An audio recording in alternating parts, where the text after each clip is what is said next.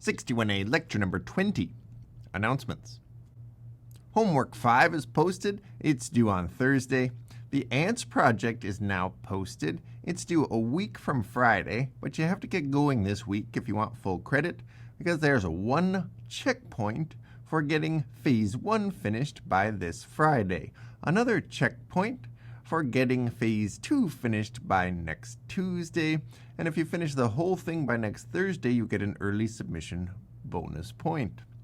There are also 2 extra credit points available on this project by finishing a question at the end of the project.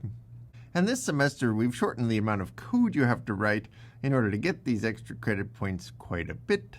So I would encourage everyone in the course to try to finish the whole project, even the extra credit problem at the end.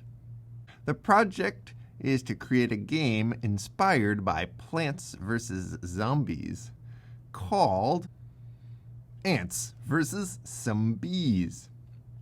You're controlling an ant colony that's being invaded by cute, fuzzy little bees.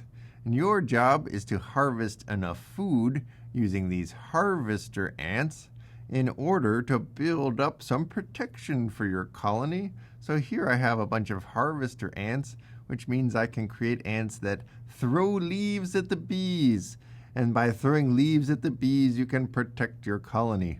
Now, one ant that throws might not be enough. You might need to protect it for a while by putting a wall in the way. Or you might need to create an ant that can eat a whole bee. There it goes. And that's the game. It's pretty fun, but you have to use the object system in order to assign behavior to all of these little characters.